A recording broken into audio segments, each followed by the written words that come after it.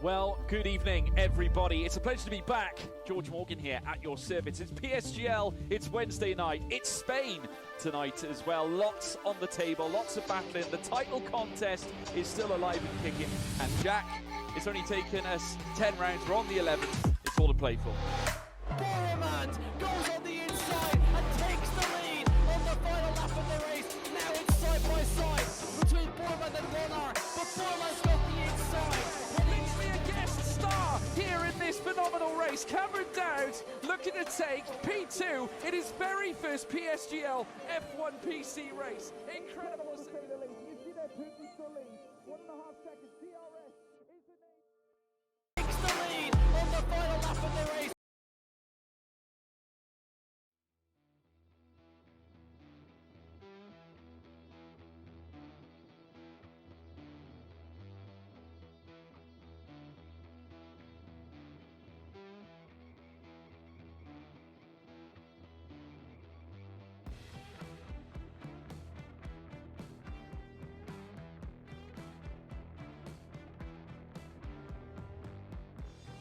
Very excited for the action, of course, out on track here tonight in Austria. One of the rarities I think we've had throughout the PSGL calendar is having so many races around here in Austria. The likes of Matthew Walder have won around here, Wilson Hughes, Duncan Hoffland, and last season, of course, Kai Kinch, otherwise known as Kazizzle. He won, of course, last season. Who was going to top the lot in season 36? Tune in and find out.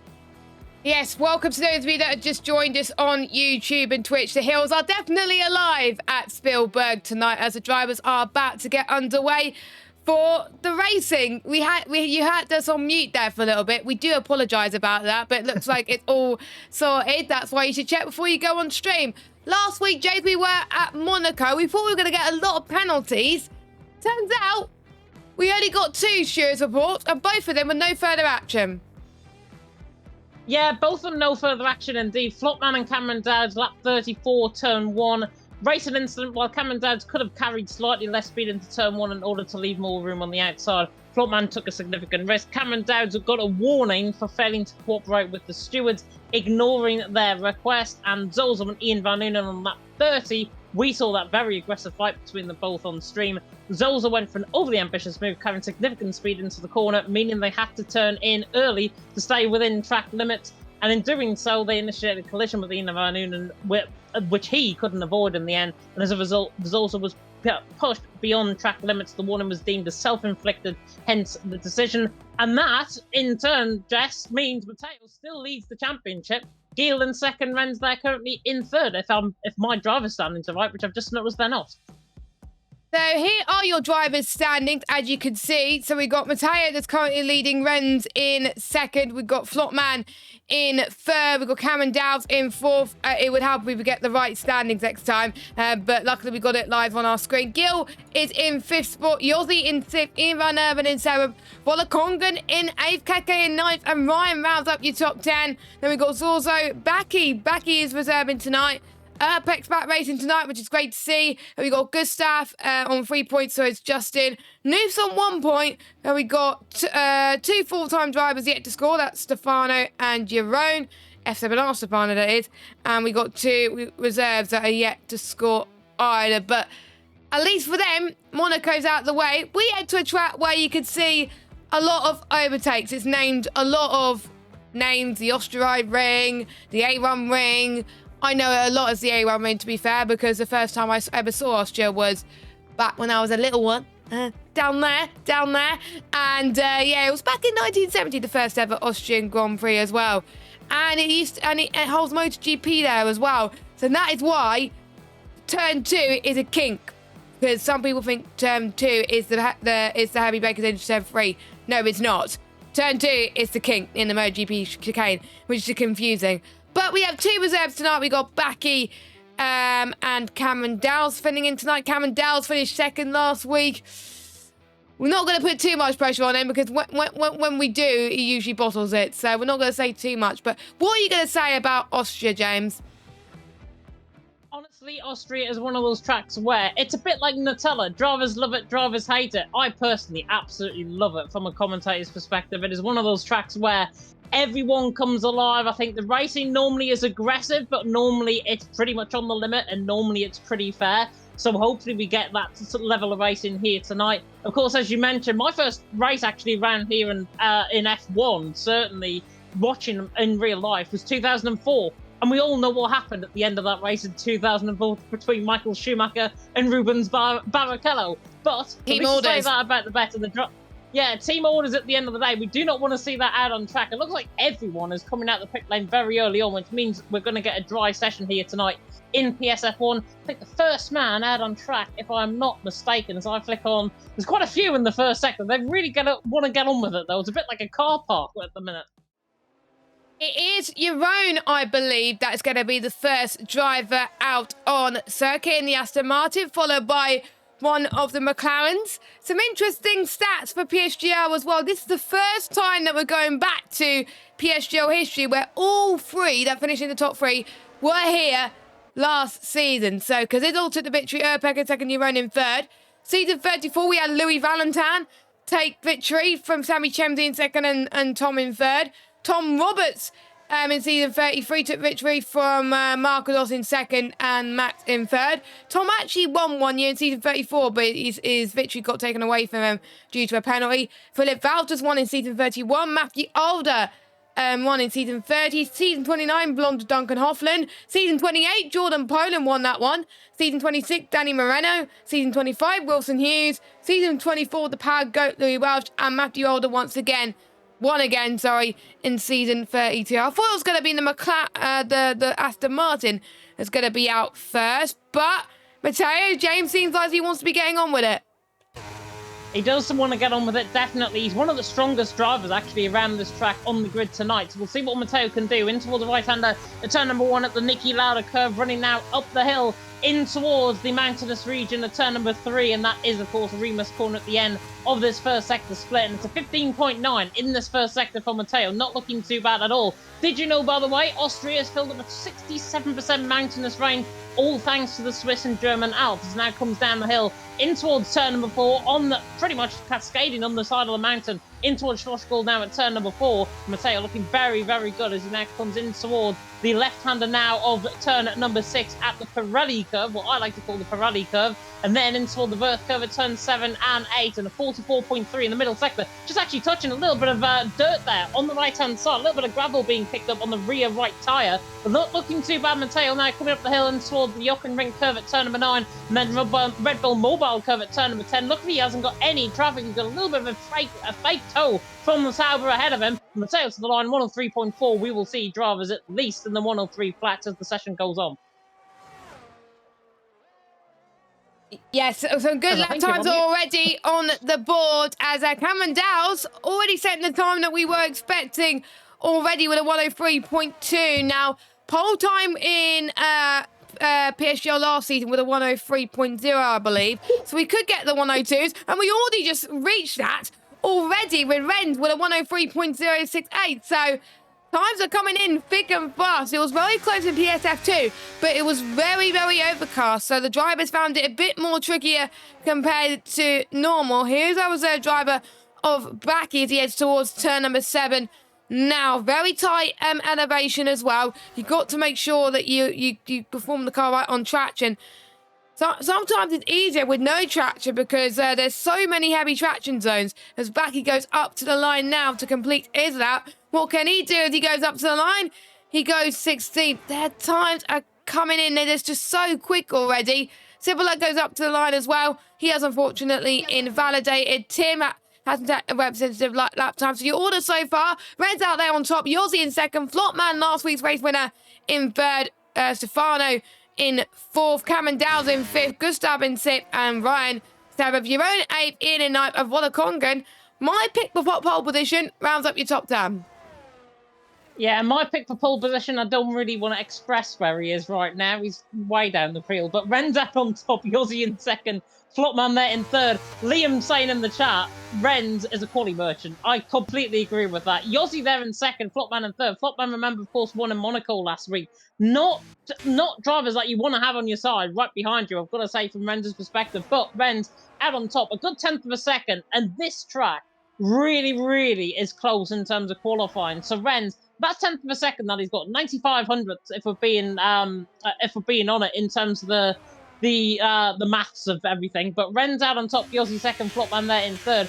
Ren's out on top, a 10th of a second clear. That is a big margin actually to have around this track. We normally see drivers improving about 2 or 3 tenths going on to their middle runs, so their potential middle runs. But we could see, Jess, as there, Matteo, I think, is coming out first along with your own. They want to try and get what is very rare actually in F1 on this game, 4 runs actually in qualifying, and that's what I think they're going to have to be using up very soon indeed, as they are now filtering through out on the track for their second runs. Yes, and I think the only time that you can go and do 4 runs in qualifying is potentially the softer tyre compound, and when you're choosing the game, that the drivers get 3 options: balanced, softer, and harder. And I'm almost certain that the strategy that is going to be on offer today will be hards to mediums, but some people may go and opt for the soft tyre. The softs can last about 10 or 11 laps here in new condition, as I found out properly when I was racing there. So potentially that is what the drivers could be faced today. We could see 3 or 4 different strategies out there on track today. That is why it's going to be wide open here as well. It'll be good to get your predictions here at the moment, and some predictions that we could get to 92.8 from Renz there as well. So that could be probably the fastest we've ever seen ever. But don't forget that the game has had so many patches in its time since the game. Obviously, we raced here season 34 and season 35. So we've raced in every season in this game cycle, and the game just evolves every season. So we're going to watch people going on their laps now. Some people will probably need to find some time to improve, which is probably minuscule. Drivers have been told to keep an eye on 9 and 10 track limits. If they extend that too much, they will be getting penalties. Pit lane, they're not monitoring that much in terms of exit, but pit entry, they got to be careful. But let's hope we don't get those incidents reported as well. But Matteo, who's our championship leader, makes his way past turn number 2. You could just about see the MotoGP chicane there as well.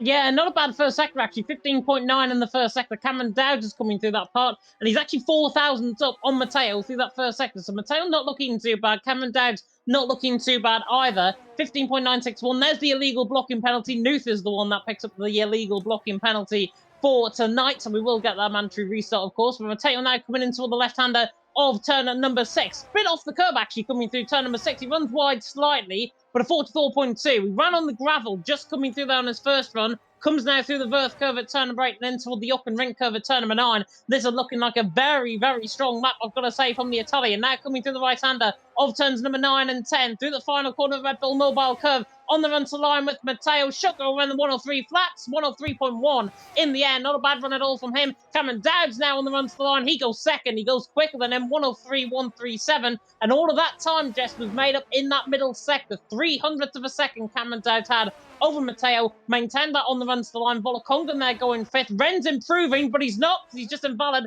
Coming out of the final corner on the run to the line. He would have been 800ths down on that run. So people in the comment section putting him under unnecessary pressure, I've got to say. My pick, by the way, now Urpek, that's more like it from him in P6. I'm feeling a little bit more confident now.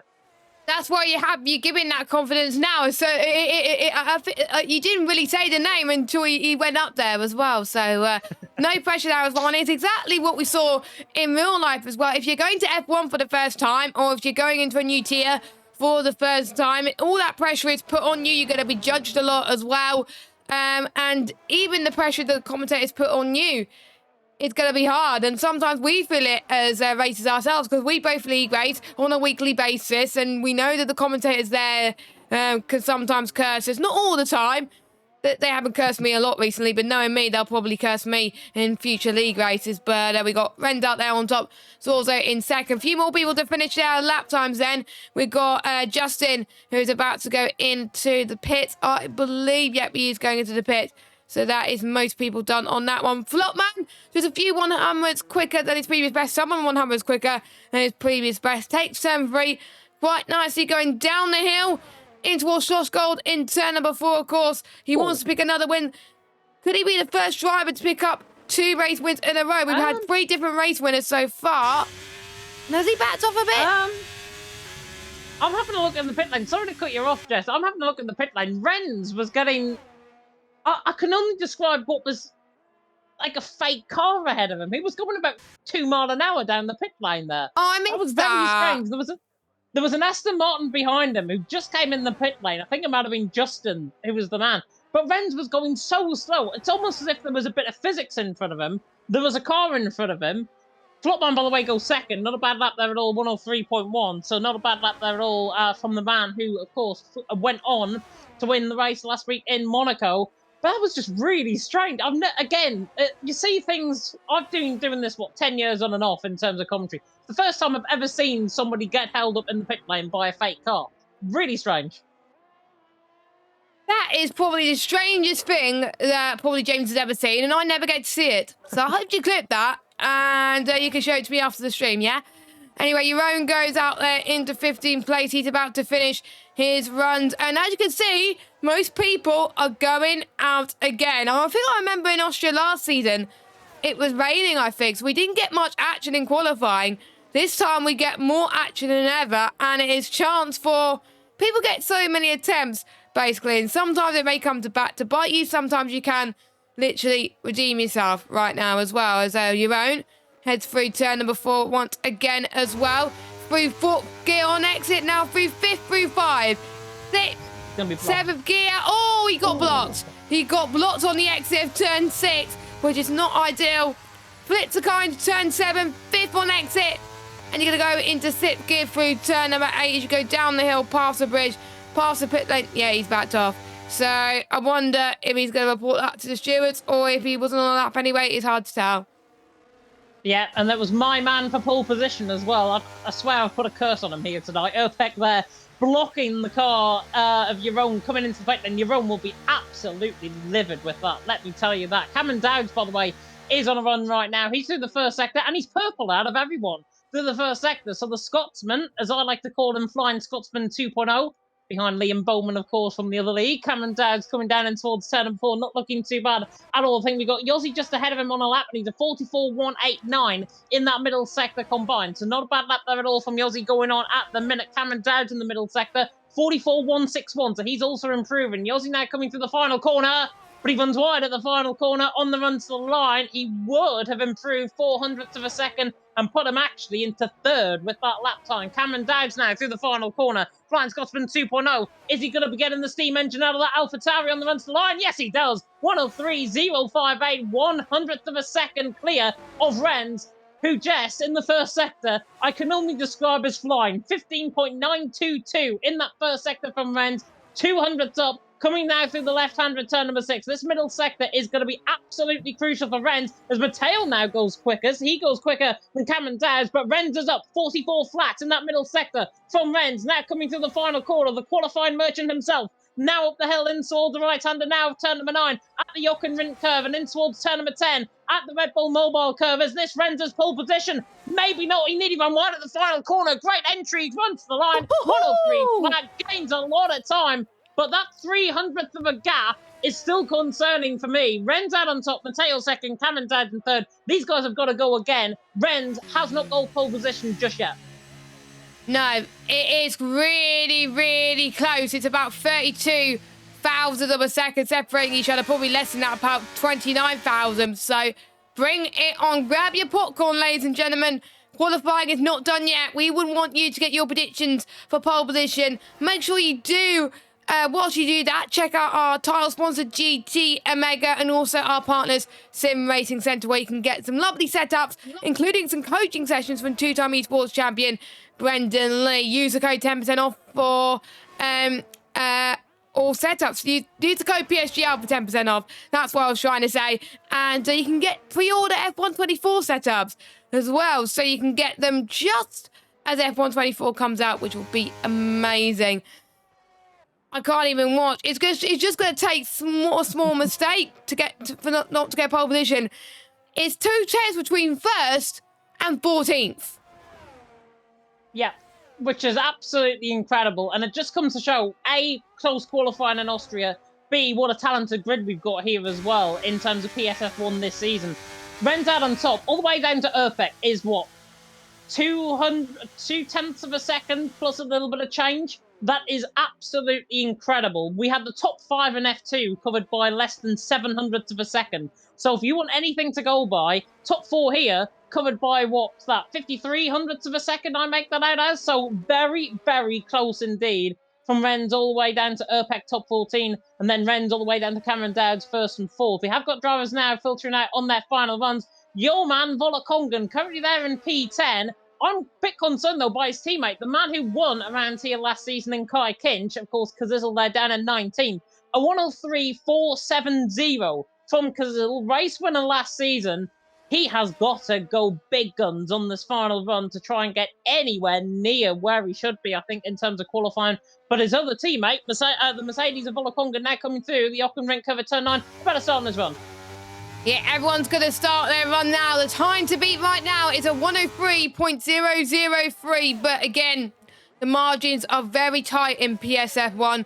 Nobody's going to know who's going to get pole position. If you're within 2 tenths right now, you have a really, really good chance. You're not allowed to give slipstream either in PSGL in qualifying to your teammate. Wow. Otherwise, you could get as purple first sector, by the way, for Volakonga. And I hope that's not the game lying to me as he heads towards turn number 4. We also got a lot of traffic going in the middle sector, as you can see Volakonga trying to defend that as well. He's the first man out on a lap time, so we may as well stay on board with him. Maybe he's chosen the wrong time to go out on a lap time, because literally everyone is out on the circuit at the same time. But Volakonga through turn 7 and 8 now on his soft side in the Mercedes.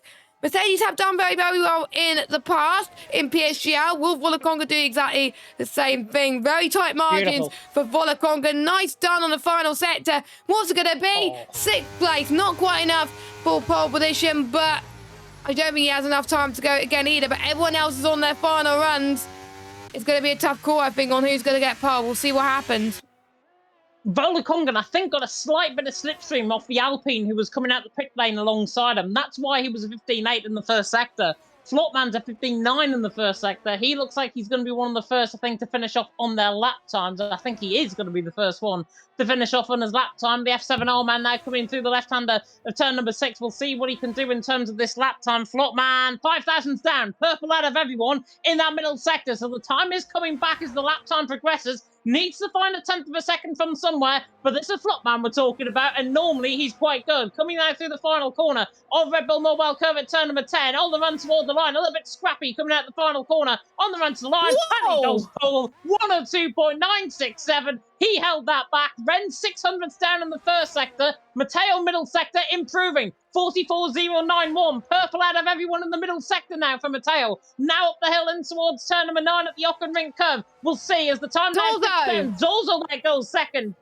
Very good lap time from him. Bad lap time from Nuth there going 11th. Matteo now on the run to line. Does he outdo Flopman? Yes, he does. Just about by 5,000ths of a second. Renz, the time is coming back for him. 7,000ths up in the middle sector. On the run to line for Renz. No, not good enough. 103 flat in the end. Ian Van Unen there in 5th is invalid. Keki, I think, is 500 down in the first sector. Yossi, a 10th down in the middle sector. On the run to line, doesn't improve in the end. Looking at Sapala, possibly improving. 44.2 in the middle sector. So not looking too bad. At the minute, it's Matteo, Flopman, and Zols on the top 3. That's how they might remain. Urpec there in 8. Volakongan outdoing him by 1,000th of a second, or 4,000th of a second. Split by Sapala even to the line going 13. But in the end, NLR Tim has just came out of nowhere to go pole. A 102.956 by 6,000ths of a second. I swear, Jess, he left it late last season as well, where he took pole, and he's done it again this season in season 36 of PSF1. He is a pole merchant in Austria. He was the last person to get a lap in, and he delivered here in Austria, and he even beat his time he did from last season, a 102.956, just a few thousandths quicker than Matteo. Flopman is quite close as well. Then we got Zorzo and Ren separated by 4 thousandths. We got Renz and Ian separated by around about 50 thousandths. Ian and Cameron Dow separated by 4 thousandths. The margins are so tiny that it's going to be quite a close race regardless. We are going to get a lobby restart, but I hate driving Austria, but when I commentate Austria, I always look forward to it because the margins are so close. And the top 17 are separated by 2.5 tenths of a second. Let's just put that into perspective of how close that is. We are even closer, top 5, by the way, than F2 was. So Evan Dalton, we've got the better tier. I'm sorry to say it. Tim Adams up for Matteo there in 2nd. Flotman there in 3rd, but Zozo there in 4th. Ren's there in 5th. 47 hundredths of a second, separating the top 5. Any one of them could have got pole position. Really, really good stuff. Ian Van Noonen there in 6th. Cameron Dowd's there in 7th. Keki there in 8th. Volakongan just outdoing Urpek there in 9th, with Urpek there down in 10th. Kazizel, of course, race winner, of course, around here last season there in 11th. Yossi 12th, Gustav 13th, Tapala 14th, Newt there in 15th, Justin 16th, then Stefano, Ryan, Yaron, and then Baki, less than 4 tenths of a second covering the field, Jess. We are about to take a word from our sponsor, of course, GT Maker. We'll see you on the other side.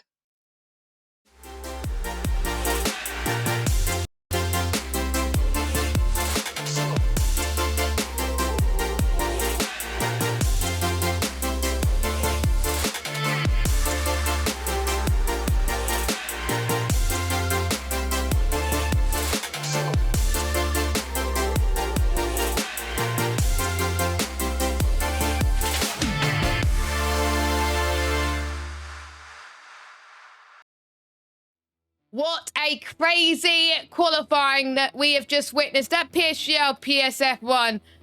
It was separated by 2.5 tenths. Who would have thought it? And it was NLR Tim who took pole position. He probably has to go for a very risky strategy if he wants to take the win. Because he didn't take the win last time. It was Kazizel. There was quite a few safety cars that day. But you never know. We could see quite a few surprises around here. Could we see our 5th different winner of the season? Well, it is possible, isn't it, James?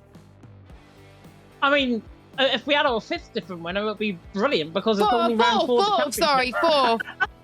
My brain tonight, bloody hell.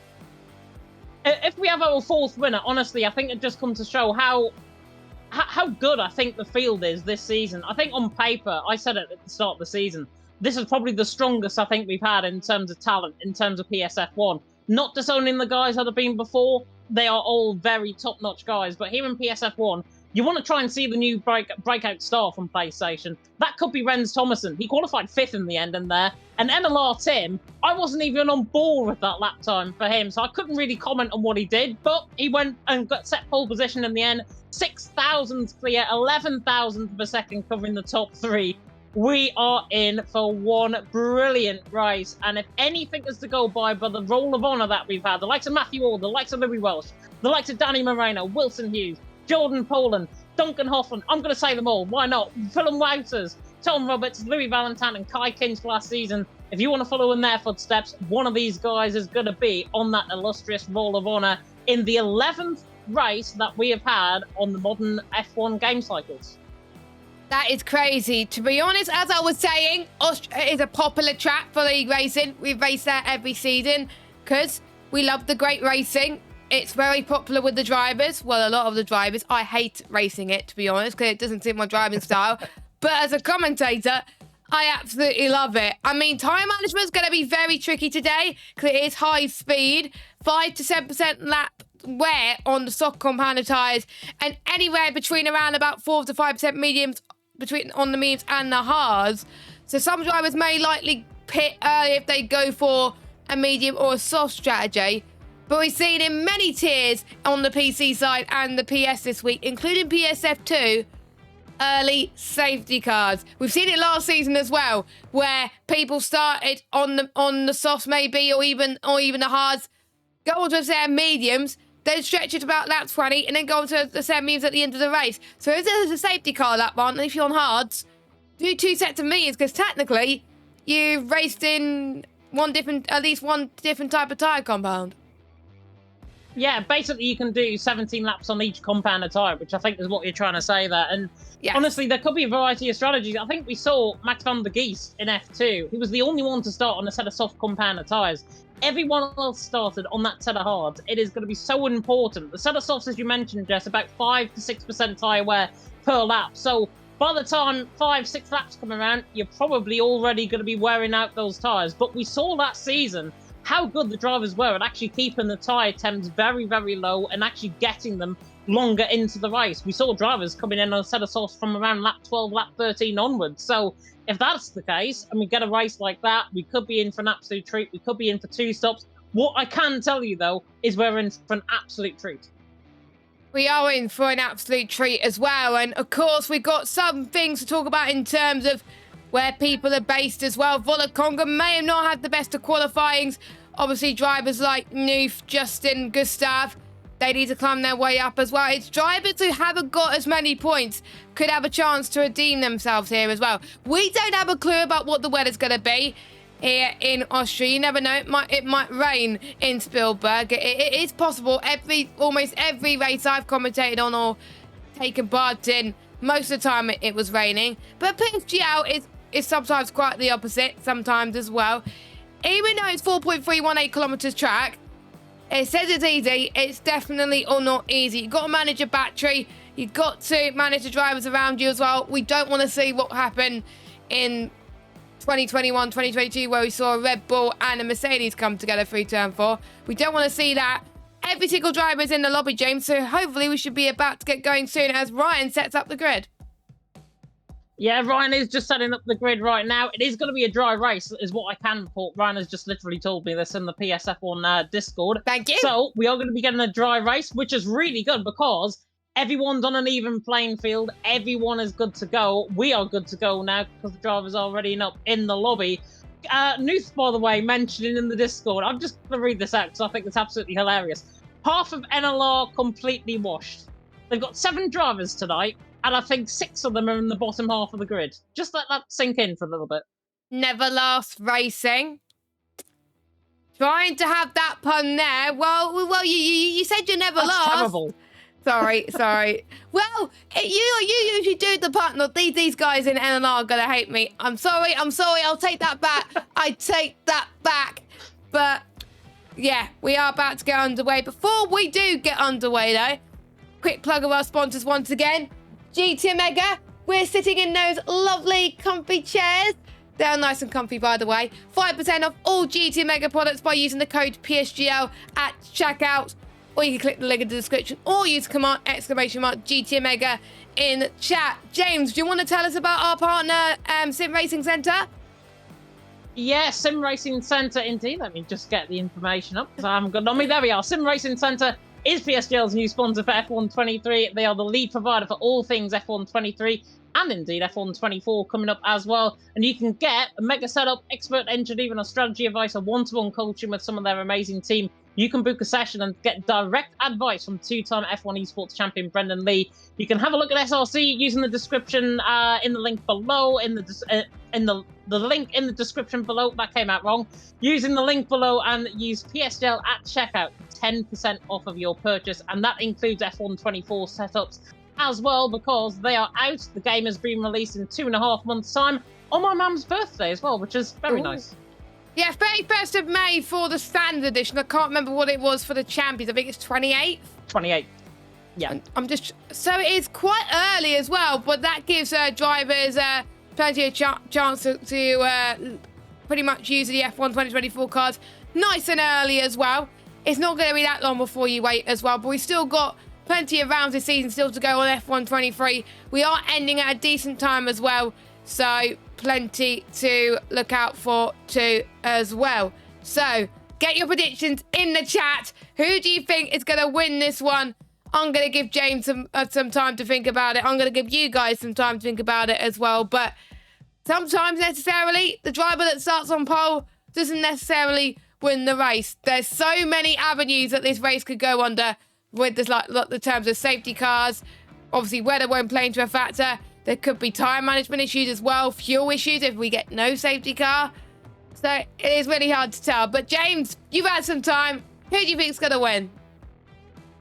You're still putting me on the spot. Do you know what? I am probably going to get absolutely hated on by this in the chat.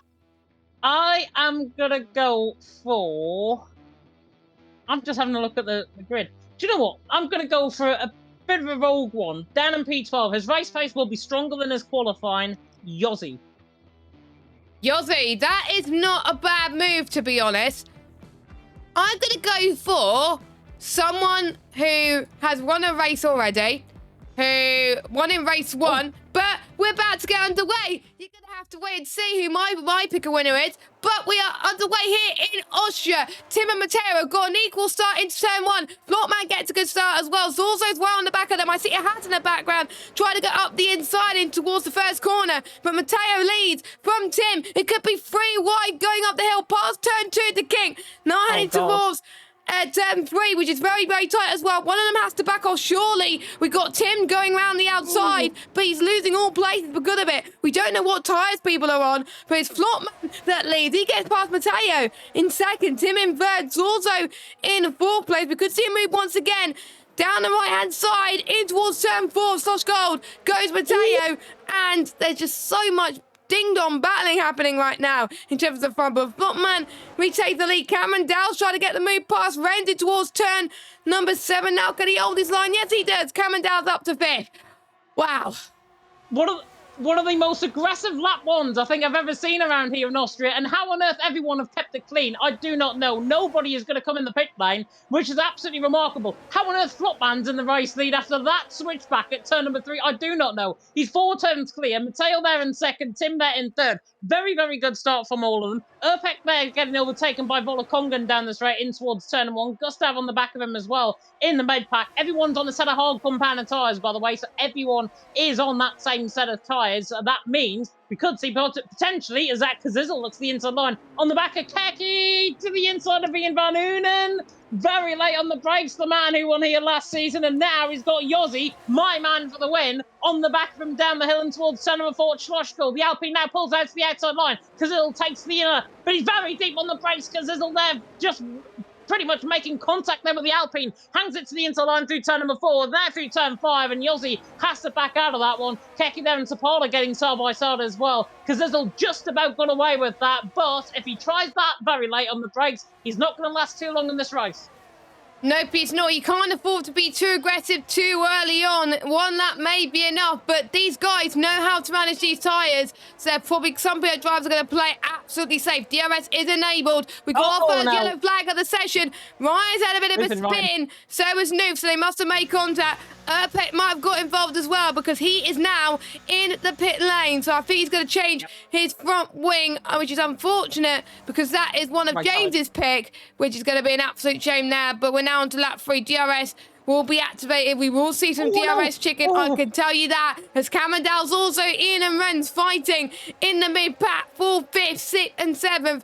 And the more they keep squabbling, the top 3 are just going to keep pulling away. But Zorzo trying to get past Cameron Dow to the inside. No, it's Ian trying to get past Zorzo, sorry, through turn number 5. And it looks like he's done it. Nicely done for me in there, who's currently sitting in 7th in the championship and definitely wants to climb higher in the title race. But past turn 7 and 8 now, Ian is now trying to close into Cameron Dow's, but Zorzo's still on the back of this. This can get very, very intense, James.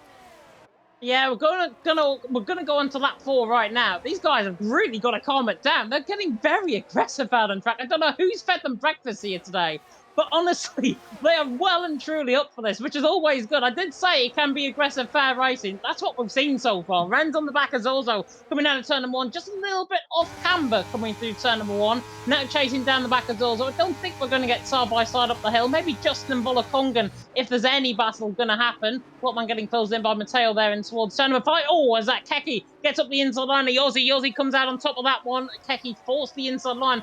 Try and get that move down the hill now and towards turn number 4. And Yossi definitely struggling. You're not using up any battery, but Keki is to the outside line. 36% of battery compared to Yossi on 71. And Yossi shuts the door on him. Coming through turn number 4. Yossi, my man, is there, still in P9. Shuts the door on Keki. That's exactly what you want to do from a rampaging Ferrari behind you. Rampaging NLR man at that as well. Flottman leads the way. Mateo there in second. Tim there in third. The top 3 were going to get away, but Cameron Dowd, who do you want at the front of a train? Pretty much when a split's going to happen, Cameron Dowd. He's there in 4th. He's got Ian Van Unen behind him for help.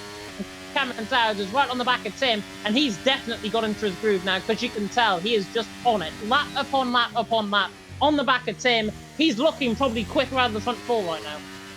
Yeah, I think so as well. He started a bit lower in the field and already he's in the top 4, so it's great to see with his consistency. Meanwhile, Matteo's looking to try and go for a move past Flopman in towards turn number 3, which he does, but Flopman could get the DRS, and Tim is going to try and spoil the party along with Cameron Dowles. Cameron Dowles could follow Tim through, but here comes Flopman once again in towards Schloss Gold. Is he going to do it? Nope, he's not going to do it. He is going to be thinking about it next lap, potentially. So is Tim. And they are just going to be trying to save as much battery as they possibly can. Meanwhile, in the background, Cipolla and Keke through turn number 7, 6 and 7. And something's gone on in the background, which is not ideal. There is a bit of contact as Gustav tries once again to get past Keke. We've got Cipolla as well in the Alpine, trying to make amends on his teammate Yorzi. There's just so much things happening on lap 5 already, and we're going to be going on to lap 6 very soon as well. Let's jump to the front. Flopman versus Matteo. What would you do in this situation? Because you don't want to have no DRS going in towards turn 4, but turn 3 is probably an easier overtake.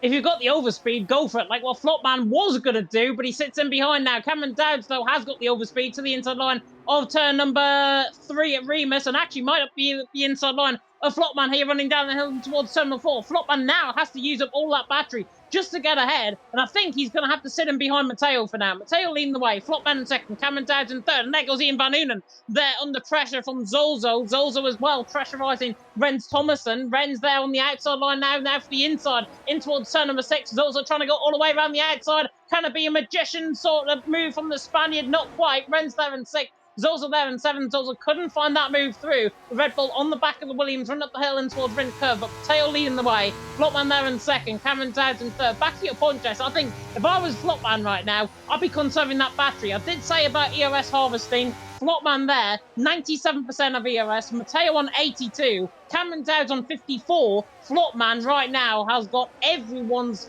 number in terms of the ERS. So yeah, if you have the advantage of getting the most ERS, you could use it at the right moments where a lot of people are trying to save energy too, and Flopman could try once again. No, Flopman! But Flopman was very tight going in towards turn number 3, and Cameron Dowles almost got him as well, but Cameron Dowles did get past him up into 3rd place. Has Urbex out of the session, but he's behind the pit lane, so no safety car. Mateo defends off Flopman. Mateo's like, no thank you, sir.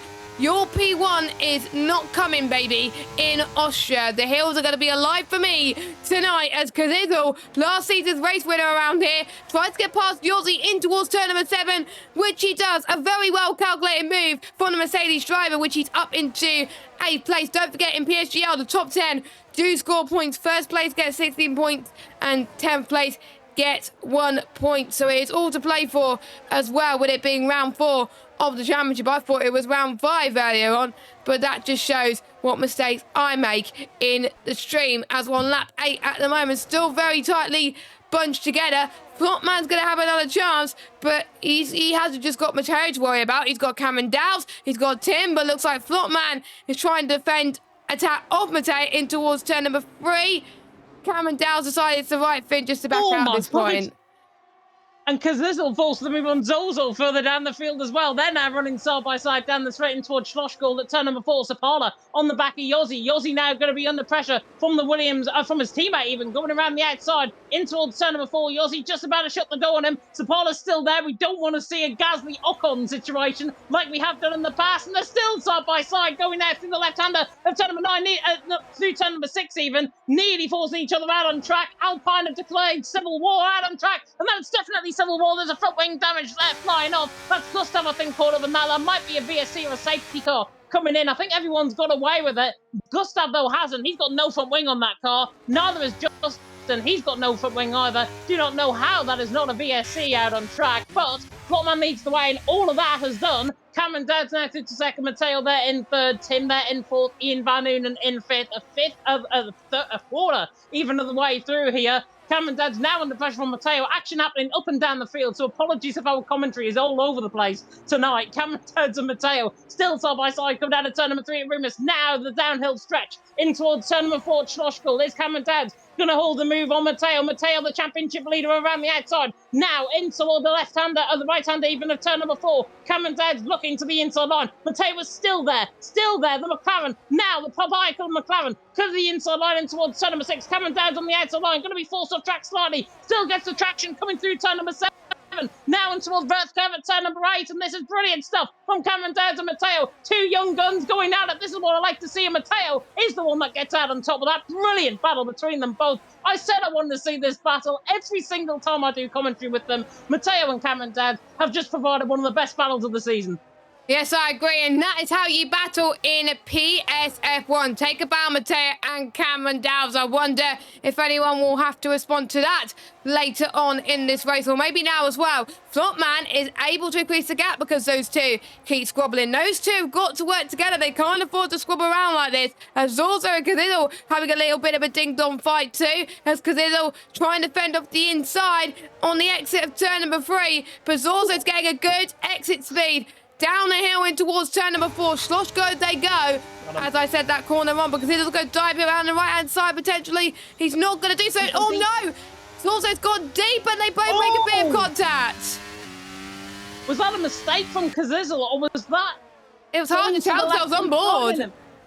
That was really hard to tell. I was off an onboard camera. I wasn't even on board with that. And I don't know. I can't really call that one, to be honest, because Cazidle there is ahead of Zorzo. I think if he wants to let that position through, if he feels he's a judge to that, I think Cazidle should let the position go. But Zorzo's just caught the inside curb through turn number 9 there, on the back of him. Cazidle there and 8, Zorzo there and 8. It's very difficult, because turn number 4, it's an off-camber corner. It's very, very easy to slide that rear end out. That's what it looked like to me for Cazidle. But it also looked like to me they were going far too aggressive in terms of that battle, and there might have been a bit of contact, there may have been a bit of afters going up the hill now in towards turn number 3. Keki through on Zorzo, and as a result, Cazidle cannot let the man through. That, I think, could be a Stonewall penalty, could be a racing incident. It's one of those things. It is hard to tell, of course, as we're seeing fastest laps go left, right, and centre. Looks like Renz wants to have a little bit of a fight with Ian Van Erven, but Ian Van Erven is placing his car in the right places through turn number 4, Schlossgold, and Renz has nothing to do about it. He has nothing to respond about it right now. Sibylla is out of the way. If we could get our first safety car, and yes, we do. We get our first safety car. Now, most people are on the hard compounder tyres, and it will be too early to get your one-stops done early. So, I'm guessing they're going to probably go on to medium. Some people will try and stretch it to the end, but it's gonna be tight, I think. So we'll see what happens. Jamie, you might speak differently. Yeah, I think everyone's going to come in the pit lane. I think 25-lap mediums can probably get to the end of the race. We're going to be under the safety car for, what, maybe 2 or 3 laps? So by the time the safety car comes in, they're going to be, what, maybe 2-3% worn as they go through on their underneath the safety car. Yossi has gone for a set of softs. I'm not sure if that is a genius call or if that is just him playing, or the game playing silly there and he selected the wrong tyre. He's there on a set of soft compounder tyres. But what he could do is potentially go back onto a set of hards. If he's got a fresh set of hards, he could do that. Nuth could be doing the same thing as well. Down in 13, he's onto a set of compounder tyres. We have got a mixture of strategies, yeah, and Volakongan is the only one that's actually decided to go for the set of hards. So Volakongan, out of everyone where there could be punctures towards the end of the race, if everyone goes to the mediums, they can do towards the end if they can. Volakongan might be the sensible one. He's gone for a set of hard compounder tyres. As of Yossi and Noob, I think they'll come back into the pit lane and they'll also go on for a set of hard compounder tyres. But it's one of these things. We're the commentators. We're not the experts. These guys are in terms of strategy out on track. Flopman leading the way, Matteo second, Cameron Downs third. We are under safety car. And Sapala, by the way, that incident, he got caught on the outside curb through turn number 4. Nothing you can do about it, just a simple mistake. It happens to the best of us, and unfortunately, Sapala has found the wall through turn number 4. Yeah, so that makes it 2 retirements thus far, and our predictions going into this race saying, oh, we're going to get a safety car in the first 3 laps. Well, we did get a safety car in the first 3 laps. We got a safety car in the first half of the race. Does that count? Maybe not, but that just shows that 100% of the time in PSF1, we've got a safety car, as we've got more pit stops, as Noof is going from softs to probably a set of hards. if he's got some left, or maybe go on to set up the medium compounder tyres, but he's going to fall probably back to the back anyway. So let's see what these two drivers do. So, yeah, Rowe's gone on a set of hards, New's gone for a set of hards. Very smart. That could get to the end of this race. Very, very interesting tactic. So we're seeing 3 different types of strategy being played here. Yossi's like, you know what? I don't care. I'm going to try and get near the front. Those mediums may not make it anyway, so I'm going to see if I can try and get as many positions as I possibly can. It is a big gamble for Yossi, but if it pays off, you never know. We could see another safety car. That's probably what he's banking on right now. That's what I think about 3/4 of the field are banking on right now, because Dirk even there in the chat said, to be honest, it should be more like 84% tyres, and that's towards the end of the race, he's saying. Could be even 86%. That is obviously, as the safety car is going to come in this lap, that's obviously puncture territory. And there could be punctures toward the end of this race if drivers decide to stay out there on a set of mediums. I think they're banking on another safety car. Flopman now is the virtual Burt Barlander. He's now the virtual safety car. He's been in this position before, I think, in Monaco, as well as, of course, in other leagues as well. But Flopman now coming through the left-hander turn number 7. Now through the turn number 8, the right-hander even, the turn number 8 at the Rauk curve. Hope I pronounced that right. Now coming up the hill into the Rint curve at turn 9. Rint is a bit better to pronounce, I've got to be honest. Flopman, though, coming up the hill, going to get this restart underway very shortly indeed. When is he going to decide to go? Now is when he decides to go. Coming into the right-hander of turn number 9. We're back under green flag racing here in Austria, and Flopman has already exploded away. 7/10 of a second over Matteo. Cameron Dowd's there in 3rd. Tim there in 4th. Watch out for the man in 8th position, though, Yossi. He's going to try and make inroads very quickly indeed through this field on that sort of soft compounder tyre. First up is Keki on his hit list. Running up the hill now and towards turn number 3 at Rivas, and already gets a much better toe. He's even got the move done halfway up the straight. Yossi has flown past Keki to the inside line, surely to get the job done, and that is him now through, and he's into 7th, and that is now him going to close up the gap to everyone else in the field. No challenge there for Yossi. Yossi is on it like a car bonnet, and I might have just made that phrase up, but I don't even care right now as well. He means business here, and he didn't go on the soft tyres to mess around. He went on the soft tyres because he wanted to make some overtakes, and he wanted to get involved in some battling, and he's going to chase down Renz very, very soon. So it's Flopman now on top. Matteo in 2nd. Cameron Dow's doing very decent in 3rd. He's trying to catch Matteo as well. And it's interesting to see who is faster on a particular tyre. Some people may hate the hard tyres and like the mediums, or vice versa. Some people may not like the mediums, but they may be forced to go on that particular tyre. Cameron Dow's going to get a good run on Matteo in towards turn number 1. But he's going to think smart. He's not going to go for the overtake yet. He's going to wait for turn number 3, or he's potentially going to wait until the next lap where he could get DRS potentially. But he's got the straight line speed to do it. He could probably get DRS from Flopman anyway. So I wonder if he's going to try and go for the move now. But without DRS, in some corners, it is very hard to overtake for some drivers. It again depends on your setup, as the top 3 stay where they are for now. So, all pretty much, James, pretty much bunched together. Yeah, they are bunched together. I'll be honest, I thought Yossi would have been a bit quicker off this line. He's coming out through the left-hander at turn number 6. He's on the back of Renz, don't get me wrong. He is catching the back of Renz. But I thought he would have been a lot quicker in getting his moves done, and just basically holding on to the front 3 if he was to get the moves done on Tim, Ian Van Loon and Renz. I'm not sure. He's obviously holding back on the ERS. He's holding back on his pace slightly, but he runs wide coming out of turn number 9.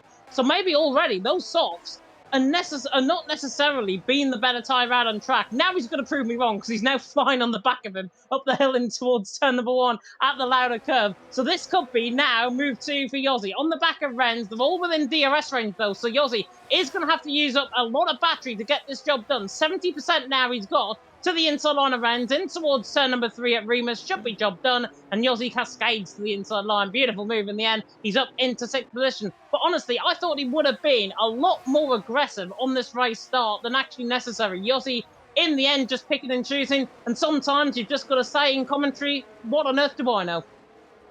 Yeah, sometimes you may want to not take too many risks too soon, because you don't want to push your tyres potentially, because there is a danger that if Yossi pushes 100% for the next few laps, those softs are not going to get into an operating window. There's going to be people closing in anyway. So what Yossi is doing is saving his tyres and then pushing later on in the stint when the softs would eventually die out as well. This is very, very important. Your time management is one of the key challenges that these drivers are going to face around this circuit. And Yossi is maybe just going to do one lap of pushing, one lap of just banking and saving. One lap of pushing, one lap of banking and saving. Sometimes he does 2 bits of saving in a row. And that's what Yossi's going to do right now. And he proves my theory correctly. Yossi's to the inside of turn number 3, past the MotoGP chicane. And he's up into 5th place now. And he's chasing down Tim. So he knows when to go for moves. He knows not. And that is why he is doing so well on his tyres. Yeah, really astute driving, I've got to say, from Yossi. Astute basically meaning really good driving from Yossi there in 5th. He's just picking and choosing his moves, and this is what I like. He's not taking the aggressive approach. He's not going to go and force Tim off track or whatever. Yossi is just using those tyres up to his good effect and his operating window, as you mentioned, Jess. He's on the back of Tim now. I think he'll hold back off the back of Tim this lap around. We saw him twice now, could be 3 times in a row, if he uses battery. Coming out of this final corner here, I'm on board with Yossi now. He uses no battery coming out the final corner. So this is now going to be him just conserving a little bit of that battery. ERS harvesting is what I like to call it around here. Just harvest that battery, just utilise it at the points where necessary. And again, up the straight, he's not going to go because he realised that Matteo was going to go for the race lead on Flopman anyways. To the inside line, Cameron Dowd's trying to go in the middle of the pair as well. Now up the hill and towards turn number 3. Matteo hangs on to the inside line. Flopman gets the better traction now, and he's got the DRS down the straight and towards turn number 4. Cameron Dowds, though, has got the slipstream on both of them, and he could now come to the inside line on the back of Matteo. It's 3 wide, similar to F2. Early on in the night, Flopman there leading the way, and Cameron Dowds gets it into second. Matteo has been done, and Yossi getting the move on Tim again. Very astute driving from the Alpine. Out of nothing, really, that battle happened from Yossi and Tim. He's into 4th. Really good driving, though, between Flopman and Cameron Dowds, and Matteo ended up just saying, you know what, come through. How on earth did they not make contact? That was great driving from the top 3, and Yossi was able to save a couple of laps ago, and he was able to push for quite a long time to try and catch up to these guys. He's in the leading bunch now as well, and he could be on the same strategy as well, but those tyres are not going to last forever around Austria. The track temperatures will get hotter and hotter as we approach half race distance very, very soon. We're actually at half race distance now, and it's Flopman out on top, Cameron Dowd in second, and Flopman is trying to defend of Cameron Dowd, and that was very tight entry from all 3 of them, but Cameron Dowd takes the lead. Ian Van Even tries to get past Tim, which he does, and he's going to try and get past Yossi as well in towards turn number 4. Is anyone going to respond to this? Yossi's going to try and get a lot of drivers in one, and it'll be insane if he could do it. His next target is Matteo in towards turn number 6, but he's been under pressure by Ian now. Maybe his softs are going potentially pretty much earlier than expected through turn number 7. They're still going side by side through there. How are they doing it without making contact? It's absolutely insane, and that is allowing Matteo just to pull away just a tiny bit, and Cameron Dowds too. But Yossi, fair play for defending like that. That was incredible. But we've got Renz joining in the fight as well. He's trying to get past Tim in towards turn number 1, which he does. Yeah, job done for Ramsey. Soon he's into 6th. All of that led from aggressive battling. And do you know what Tim's going to do? He's going to let Keki through. But in turn, he's going to let Baki through as well, because Baki follows Keki through. I think he realises that. Doesn't go for the move. Now into the outside line, though. He could try and get the traction on the outside of turn number 3. On board with the Ferrari. Coming down the hill now. On board with the Sauber of Baki as well. Running down the straight towards turn number 4. Schlossville, my favourite corner. Out on track. Very hardens the brakes from the Sauber. Looking to the inside line on the Ferrari. They're still side by side as they come through this part of the track. Tim and Baki still pretty much a wit's end, I've got to say, in terms of the racing here. It's brilliant to watch. And now, all the way around the outside from Baki. What a move that is around the outside. Baki, he may have been benched in F1 Esports Challenges. That's what he can do. Baki through the pole into 8th. Tim has just been done like an absolute kipper around the outside. It's easy stuff in the end from Baki. Tim has just been absolutely done for. Baki, what a move that is. Possibly move of the season. I liked how you said kipper there in that sentence. It's crazy. But Baki, he didn't Well, he didn't get picked from an F41 Esports team, but he's definitely showing the pace that he's got in a PSF1. And look at Kazizzle. He's past Tim now. So Tim is struggling. Tim has damage. Yeah, he's dropping down the field. So there's a yellow flag, but Yossi gets past Ian up into 4th place. And it could be free wide and getting towards Schloss Gold with Renz joining in. Is he going to go left or right? He's being boxed in, is the Haas driver, but Yossi stays ahead. For now, that is in question marks. For now, Red's going to try and go to the right-hand side in towards turn number 6. There's not much space being left between the two of them. Red has lost a bit of ground, so Kake can fight back. Through turn number 8 they go. Lovely helicopter shot that you can see right now. But Ian is doing what we saw the Haas drivers do yesterday, but in a less aggressive manner and a much cleaner manner. Put it this way, Jess, it's the first time I think I've felt ever stressed in commentary because I'm stressing for these guys out of track. This is aggressive racing. It's brilliant. Don't get me wrong. It's brilliant from the viewing perspective. One mistake, though, will absolutely rip this race apart. And that is what we're looking at. Lap 22 out of 36. Do not want to be getting anywhere near the sort of aggressive racing that we normally expect in the final couple of laps of the race. This has been brilliant so far. Cameron Dad's leading the way. Flopman in 2nd. Matteo there in 3rd. Dirk saying in the soft, in the chat even on YouTube, when softs die they might, and that I think is going to be around about this point in the race, around about 12, 13 laps. This is where the softs really begin to fall off. Yeah. You can just see a little bit of tyre graining actually from Matteo just ahead of him. They're going so aggressively in terms of the battles. They're having to use up extra tyre wear. Extra tyre wear means you're not going to get to the end of the race. Yossi, oh my word, nearly loses it through turn number 7 as I'm on board with him. Renz, I think, nearly did the same thing and behind him. But Yossi there in 4th. Ian Van Unen there in 5th. Renz there in 6th. That'll be the battle to watch out for. And what Matthias has said in the chat as well, it depends on how much ERS Ian and Renz have. I can say that Ian has got 19%, Renz 47%, and for the top 4, Yossi on 51, Matteo on 98, Flopman on 100, Cameron Dowd on 98. So the top 3 have everything covered in terms of ERS. Yeah, and I think that's important at this stage. They're going to pretty much burn it towards the end of the race, I feel. Watch this space as Kazizzle is going out of nowhere, trying to get past Baki, which he does absolutely beautiful. He doesn't care that he's got a time penalty. He's going to try and fight every position like no tomorrow. Ian Van Uven defending from Rent once again. Rent has had how many attempts in this part of the Grand Prix, but unfortunately he can't get past him. But he knows that Ian is pushing on his tyres a little bit too much, I can tell, from the way that he is driving, potentially. So Rand is going to be like, just stay calm, be patient, you will potentially get your moves soon. But they're potentially going to be held up by Yossi, who's on the soft tyres. Is Yossi going to think about going into the pits? He is in. He doesn't want to stretch those tyres even longer. That is the perfect time to pit, because after that, the tyres go, as I experienced in a league race myself. And that was perfect timing from Dirk as well. So Dirk can read each other's minds. No, he hasn't. No, but he's going on mediums. He's going on mediums. I thought he had a front wing change, though, actually. No, he couldn't get those tyres to the end. He had to box. Tim's in as well. Yeah, Tim's got front wing change. Yeah, Tim, I knew he had damage. He was letting everyone through throughout the field. I think he must have had damage maybe underneath the safety car, perhaps. But Yossi now, he's on that fresh set of medium compound tyres. 14 seconds is the gap between him and Nuth. That is an important gap because all of that splitting is not happening right now. Everyone's in a DRS train ahead. Yossi is in clear air. He can now fly. Mediums possibly could not get to the end of the race. Is this a stroke of genius from Yossi? And am I going to be on for an absolute godsend in terms of a prediction here, in for a race win? Or is it going to be one of the worst calls?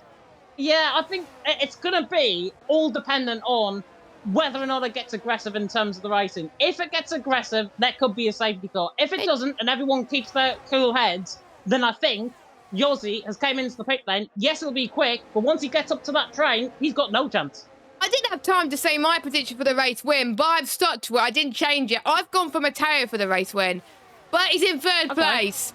So it's going to be tight, I think, if he wants to do it. As Ryan to the inside of Baki towards turn number 3. Baki tries to get Ryan, which he does. And don't forget, this is the fight for the final points-paying positions in this race. And 1 point can make a difference between where you are in the championship. And oh, look at Ryan. He almost made a bit of a mistake. Stefano almost had a bit of a twitch there. And that's allowing Gustav to try and send it down the inside in towards turn number 6, which he does not. Ryan covers them off very, very nicely indeed. But the gap is getting closer and closer between, you guessed it, Flopman and Cameron Dowd. Left the session. Hopefully we can get him back in. Cameron Dowd. Oh no, hopefully his dad doesn't unplug the router or anything. Let's hope he can get back in very soon. He should have a backup invite from Ryan. If not, I'll try and give him an invite if we can. Flopman leading the way, Matteo second, Cameron Dowd in third. Justin is into the pit lane. That's an interesting one. He's on a set of medium compound tyres. City he feels a set of soft compound tyres, or he's got a little bit of front wing damage on that car. He's into the pit lane. Cameron has No joined. front wing damage on the car. Cameron's back in, which is good. He's on a set of soft compound tyres. Yossi's already breezed past him down the straight. Justin has been outdone completely. Ren's there on the back of Ian Van Noonen. Very, very close to a bit of contact coming out of the corner. Keke now having a good run down the straight in towards 10 and 4 on the back of them. But I think Ian Van Noonen has got that move done on Ren's. They do like to fight, these two, Ian and Ren's. They are very, very good mates out on track. Very, very good mates in terms of the racing. And Keke, Net trying to join in the mix as well. The old guard on the left-hand side. Net coming through turn number 6 in behind, but he's not going to get that move done.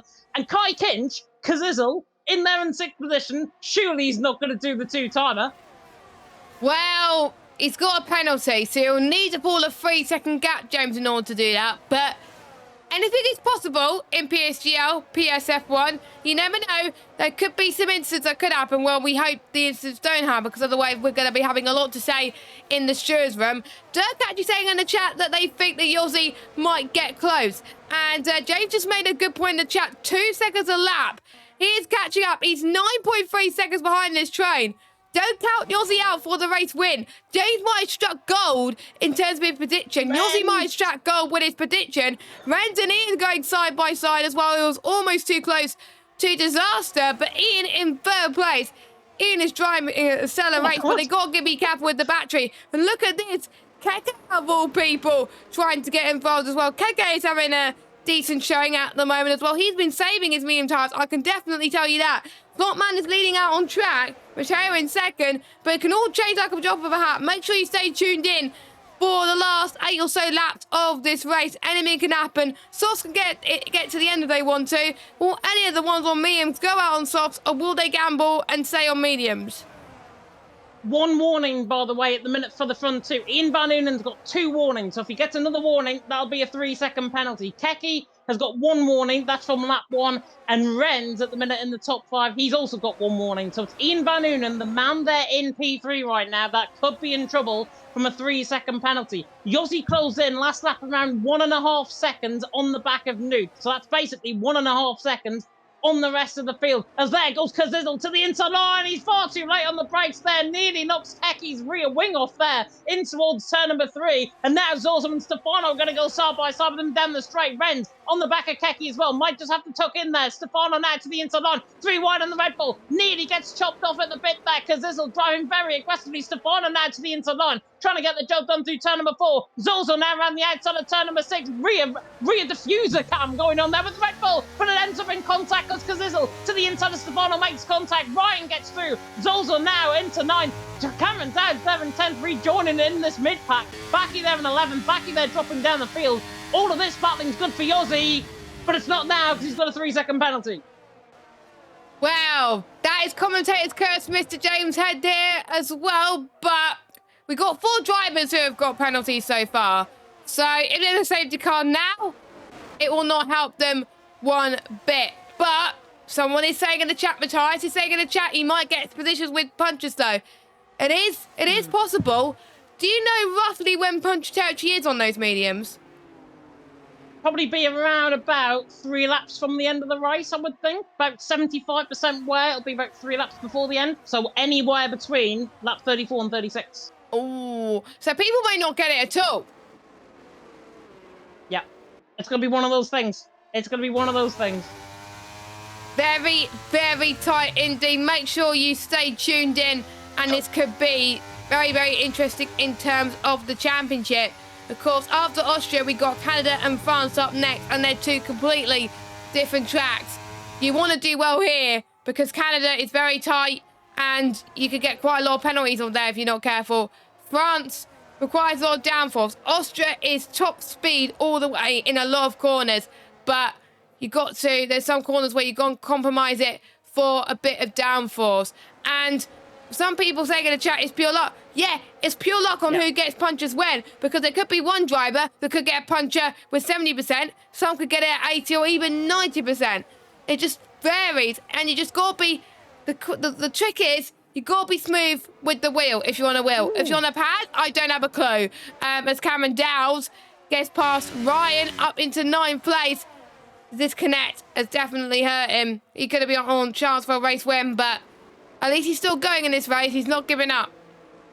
Yeah, anything can happen in front of him. That's the real grace of sim racing. Anything could happen in front of him. One mistake from anyone in front could let a whole kettle of fish in between. And Cameron Dowd's there. He is the man that will withstand that pressure. He will be the man that applies that pressure later on in this race. Beautiful helicopter cameras are right on board with the mid-pack. Flopman leading the way. Matteo 1 second. Ian Van Noonen there in 3rd. If I'm a betting man right now, I'd say Yossi's probably not on for this race win. But I've been proven wrong before. I'll prove myself wrong if that is the case as well. But I think the winner is going to come out of the front 5 right now. I think Flopman is looking quite good in terms of battery, as is Matteo. Ian Van Noonen's the one with concern. He's got that penalty potentially overhanging him with that 3 seconds if he picks up another warning. Ren's on 37%, not looking good in terms of battery. Neither is Keki. So honestly, it could be between the front 2. Flopman and Matteo, with 6 laps to go, lead the way. Ian Van Noonen, Ren's, Keki, top 5. And then Ryan and Gustav having a battle down the mid-pack. 3 wide almost with Cameron Dowds now. Getting now chopped and chained. Cameron Dowds now going for the attack on Zolzo. In towards turn number 4, the Spaniard. Going to try and hold firm. Pretty much like Fernando Alonso did in this corner in 2023. Gets the job done. But Cameron Dowds says, you know what? I'm coming through, Sonny Jim, to the outside line in towards turn number 6. Trying to look to that outside line. We saw this with Backy earlier on. Is it going to be a Cameron Dowds masterclass around the outside now through turn number 7? No. Zozo makes some contact. Little bit of contact there between them both. And Cameron Dowds shut the door there on Zozo. That could be a penalty coming his way. Cameron Dowds threw it into aid, but at what cost? Yeah, I think it was a bit touch and go, I think, for these two. But again, the stewards will decide those penalties if they were to get one, or maybe no further action. And they might not even report at all. It might be minor for them, as we can see. Jeroen is up to 11th, and he could be taking some points here. He could be. I've got myself in a tangle. Give me a second. There we are. I've got myself free. Jeroen on the back of Zozo. Zozo and Ryan are fighting side by side. Jeroen, I'm saying watch out for him, because look at the tyres. Set a hard compound of tyres on that car. They're beginning to come into play. He might be a flat pressure compared to the mediums. Mediums will reach their period of drop-off around about now, and then 75% come lap 34. So all of these guys fighting aggressively ahead of him. It's going to bring you into play for points. It's going to bring Nuth potentially into play for points, along with Volokongan. So it could be interesting. Yossi's just about latching onto the back of that train. It's 1.5 seconds now, the gap. 1.3, the gap consistently coming down. Yossi, though, at what cost have those tyres gone through? Flopman leading the way. Matteo 2nd. Ian Van Noonen in 3rd. I'm going to say it now. Buckle up. You're going to be in for one wild and wacky ride with 4 laps to go. Yes, 4 laps to go until the end of this race. Get your predictions in, because I'm going to predict that the top 4 you're seeing is not going to be in that order. That is going to be my prediction, my bold prediction going into the end of this race. But those guys will probably kill me at the end of the stream. But Cameron Dowds and Kazizzle. Oh, wow. Oh, my word. Well, potentially didn't see that, guys. That was a bit of decent that you saw. 3 wide in towards turn number 4. Here comes Orzo. We also got the other Red Bull fighting with Keke as well in the background in towards turn number 6. Keke just about holds his line, but we got Safano trying to get in from the right-hand side. He doesn't. He tucks in behind. And Orzo and Jeroen going in the middle. Oh, this is insane. How on earth they're getting away with it, I do not know. If I was these guys right now out on track, I'd be in the wall. I'd be out of this race miles ago. Flopman leading the way, Matteo 2nd, Ian Van Noonen 3rd. If you're at the front of the pack right now, I think count your lucky stars. Everything is going on in the mid-pack. Here comes Yossi, getting the move done on Nuth. Maybe getting the move done on Backy sooner rather than later as well. He's got a good amount of battery to use up. He's now making his way through the field. He's got 3 laps to go to try and get some points. He's got Yossi now. He's got Backy even to the outside line down in towards turn number 3. He's now got Mercedes and an AlphaTauri, Volakongen and Gustav in his midst as well. They're still fighting side by side just ahead of this as well. Jeroen and Zolzo are fighting side by side, running down the hill towards turn 4. Yossi is a man on an absolute mission. Look at these tyres. They're absolutely carving their way through the field. He's into 12th position. Dare I say it? Is it on? I don't know. Flopman and Matteo in the background are fighting for the race lead. And Flopman almost made a mistake. There was a bit of contact there. That will allow chance for Ian and Renz to go for this race victory. You never know as well, with 2 laps to go after this lap, as they make their way towards turn number 9. Matteo pulls a little bit of a gap now. Yossi makes another move. Yossi is catching. He is on this train. He is a man on a mission. He's going to get past another driver now in the space of a couple of corners. Here, yeah, he's on for points, but don't forget he's got that penalty. But he's trying to get rid of that deficit as much as he possibly can. He's now going to get past Jeroen. He is on fire right now. He's got past even 2 cars. He could even get past Cazizzo as well. Not many people are challenging him because everyone's on used tyres. Renz getting past Keke, Stefano and Cameron Dowd are fighting. This is getting intense. I just do not want to pause this because it's just getting very tight. As Cameron Dowd and Stefano are fighting. And we've got, I think, one of the Williams losing it.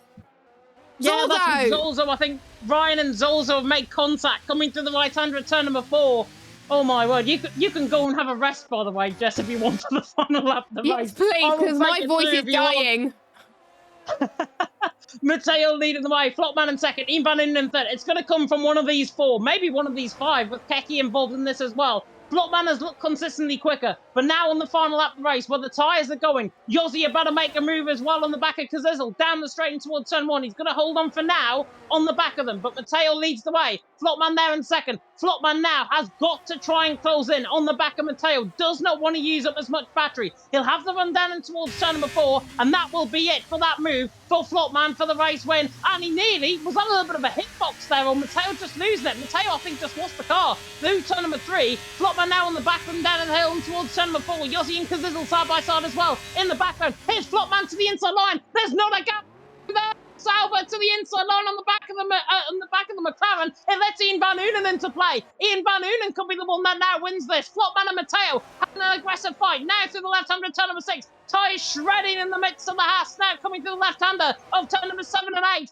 It's Matteo that leads the way. Flopman tried as he must. Now up the hill and towards the rim curve. He'll have one more opportunity around the outside and towards turn number 9. This is going to get very aggressive if they're not careful. Matteo hangs on to the inside line. Ian Van Unen looking to the inside line. Now through the final corner at the Red Bull Mobile curve. Matteo was held on. I do not know how. Matteo to the line. Wins from Flopman there in second. Ian Van Unen there in third. There's a Mercedes in the wall in the background. I think that's Cazizzo who has hit the wall in the background coming across the line. But Matteo wins. Flopman in second. Ian Van Unen in third. The championship leader had everything behind him on the final lap, and he has still held on. Flopman, I do not know how he was going for that gap to be inside of turn number 4. A ridiculous move if it was going to be pulled off. In the end, it didn't. Matteo outguns the Frenchman. Wow. Oh my word. Wow. That was insane. That was absolutely insane from Matteo and Flopman. They were fighting like their life depends on it, really, as well. So good job to all of them. What an end to that race. That's going to go down in history as one of the greatest battles that I watched as well for a while. But Matteo wins, and he becomes the first repeat winner of the season. Because don't forget, he won in Australia, but he didn't win on track. But he wins technically on track for the first time, but he gets the second win of the season, which I have to say is good. He will extend his championship lead. And here is your order at the moment. So close in terms of race pace. Matteo wins from Flopman, Ian Van Erven, Renz, Keke, Cameron Dowds. What could have been without his disconnection? You've rode from 19th, James, to 7th. That is a good result from him. Volakongen in 8th, Newfin 9th, Gustav in 10th. Those are your point scores. And then we got Yossi, Baki, Stefano, Justin, Ryan, Cazizzo. The top 9 separate, 16 separate by 9 seconds, by the way. We've got Zorzo and Tim, your final finishes, and 2 retirements, Sipola and Erpek. I'm going to need a lie down after this, James. What about you? I'm definitely in need of a lie down, that is for sure. Matteo takes the race win, Flopman in second. You've got to feel sorry for two people, I think, in that race. Cameron Dowds, with that disconnect, ending up in sixth and 1.1 seconds off the win. Very close indeed from his perspective.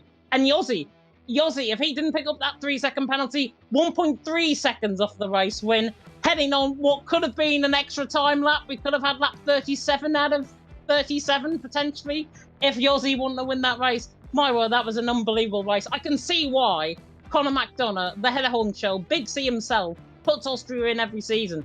I want a petition. Can we just have Austria every single race throughout season 37? Because it'll be absolutely mad. I think people will get a bit annoyed about that if that happened. But we would like it as commentators. We would love it as commentators. I mean, it never disappoints. Every single race I've commentated on at PSGL always delivers in some way, shape or form. And tonight definitely did. Hopefully we get to hear some drivers in the interview room potentially to hear their thoughts on the race. Hopefully we can get to hear from Matteo in the waiting room very, very soon. But plenty of drivers who deserves our driver of the days. But who would you say is your driver of the day today? I would have said Yossi if he won the race, to be honest. But no, I've got to go with Jeroen. I think 19th on the grid, up to 7th. I think only one man did that in Austria in the past, or near enough did that. Tom Roberts, season 33, back of the grid, P20, all the way up to P1, won that race. Jeroen could have been in the same boat there. He did a fantastic race. He got, 7th, I think, in the end. So I think Jeroen, for me, driver of the day. But what a battle that was from Matteo and Flopman. I honestly thought Flopman was going around the outside there to get that job done. On the back of Matteo, he looked to the inside line. Sauber-shaped gap suddenly somehow appeared. Don't know how it appeared. Don't know even if it did appear, if he just forced the move. But what we can say is Matteo is in the waiting room. There we go. That is good timing, isn't it? But the interview screen is on. You can move him whenever you want, James. Right, let's see if we get him in. See if we can speak to him. Hopefully he'll be able to hear us. Matteo, you are here. Hopefully you can hear us. Can you hear me? Yes. We can indeed. Oh my word, what a hellish final lap of the race. That was insane. Talk us through it from your perspective. Congratulations on that race win. Championship leader going into tonight. Had everything against you going on to the final lap. And somehow you saw Flopman off. Yeah, starting from qualifying, after Australia finally a good quali again. I actually did my personal best. Sadly, it wasn't enough for pole position, but, you know, in Austria, it doesn't really matter if you start on P1 or P2. Just try to manage the race like I did in Australia in the first round. And that's what I needed to come back to the podium and with a win as well. Yeah, just a good managed race. Last laps were a bit confusional because Flopman tried to let me by already lap 34, I think. And yeah, I didn't really want to go, but once I saw he really wanted to let me pass, I just said, let's go, let's see what we can do. And I pulled off one of the best defensive masterclasses I've ever done to fend him off. It certainly seemed that way in commentary, put it that way. It was absolutely brilliant. And honestly, I was commentating that final lap of the race, and I don't know how, but how was there a Sauber-shaped gap up that inside line? I do not know. It was certainly far too aggressive from Flopman. He made it work nearly. And then in the end, you had the traction coming out of turn number 4. Brilliant battle in the end. You came out on top. That must do you a lot of good in terms of your confidence moving forward. Yeah, the key in defending was having enough ERS until the end of the last DRS zone. And yeah, obviously it's a great confidence boost because after the first round, you know, I didn't have the best qualifyings and races, not the cleanest ones, and surely not the ones I expect from myself. So it was much needed. And yeah, I can only say that I hope to do more races like this and without, you know, 2 races like the ones of Spa and Monaco in between. Just consistency all the way throughout the championship, and that will be the key to win it all. Yeah, that's what I've said every single season. I think I've been here with Jess in the commentary box. I've always said consistency is key. in terms of winning a championship. We saw how season 34 and 35 went. You've got to remain consistent throughout the season, and you will be rewarded as a result. And you are certainly going your way, my friend, to being, I dare say it, PSF1 champion. Yeah, I know it's round 4, but it's got all the hallmarks so far of a fantastic season ahead. Going into the rest of the season, obviously we've got, I think, Canada up next week. How do you think you're going to get on around there? To be honest, as I said earlier in the season, tracks aren't really my best ones, so I gotta work with that. But I already did some good races, and that's what I will try to replicate in the further rounds, even if, as I said, tracks aren't the best for me. There are some decent ones like Austria, which we did tonight, and some other ones which I don't remember, but yeah, I can surely fight for wins again in the season. Yeah, I think it's really honestly fantastic to watch how you've evolved as a driver as well, because I remember commentating on you in the other league, let's just say, and getting the podiums right at the start of the game, getting podiums very consistently. And then all of a sudden, you've just switched it on. After the turn of the new year, you've just switched it on completely. It's really refreshing to see. As I say, you're one of the best up-and-coming talents PlayStation has got. I really hope we can hold on to you as well. And, Jess, I know I stole your question, but have you got any questions from? No, because you kind of stole my question. But I would like to echo James's thoughts. Massive improvement I've seen from you over the past couple of months, actually, especially. And it's great to see you on the top step once again. First repeat winner. Would you be able to get another victory this season, do you think? Yeah, my aim obviously is to win the championship, and to win the championship, I gotta win races again. So that's just what I gotta do. That's the bare minimum. That is a bare minimum for Matteo. That's enough for me, James, question-wise. That's enough for me as well, and I think that certainly fills me with a lot of confidence, because I think I'm going to be switching my bias to one more driver here in PSF1. No, we're being impartial, Mr. James Head. I could buy you at a drop of a hat. Terrible. No, but Matteo, we will let you go and enjoy evening. Thanks, Jess. Thanks, James. Have a nice evening. You too, Matteo. You too. And I don't think, James, we've got anyone else waiting in the interview room, have we? No, we haven't. I think we've only got Matteo for tonight. Yeah, I gathered that. I knew Matteo wanted to speak to us. He was just... He always likes speaking with us. It's great. But next week, we've done Austria, and it is now the Canadian Grand Prix. March the 18th is where the drive's going to be racing at the circuit Gilles Villeneuve. I like racing at it, but again, the margins are just so fine. What can you expect from the next couple of races, do you think?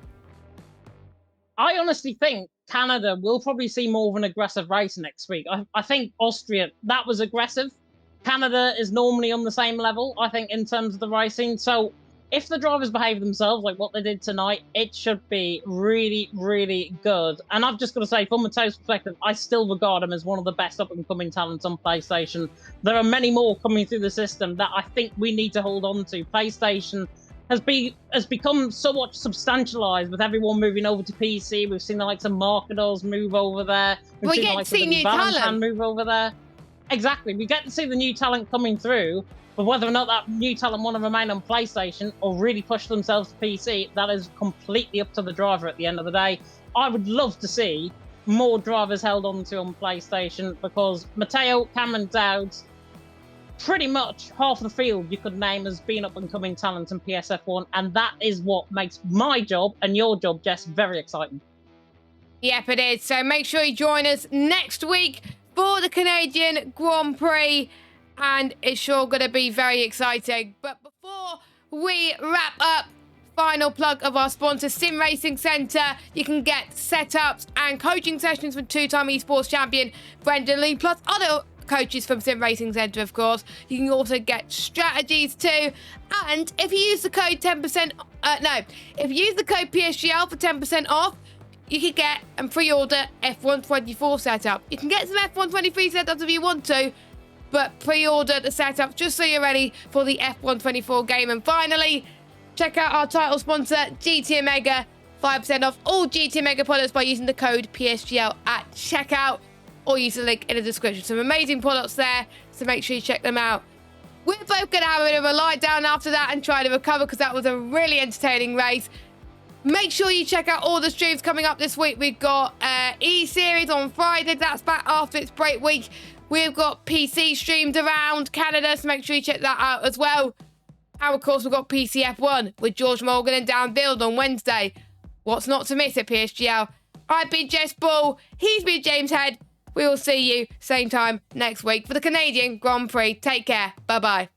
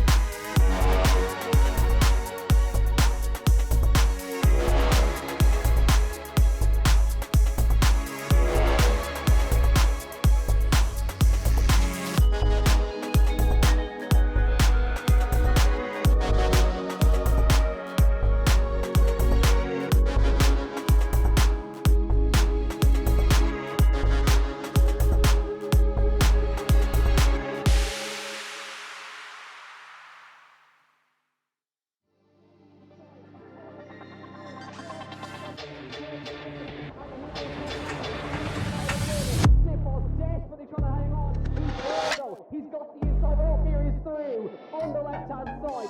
Pumps the apex, gets all the power nicely, and that is job done. Jarno Opmeer now to the last couple of corners now. His finest drive, his greatest drive, and he's done it at the Circuit of the Americas. He returns to the top step of the podium. Once again, the GOAT is back. Jarno Opmeer wins the US Grand Prix in a stunning Grand Prix.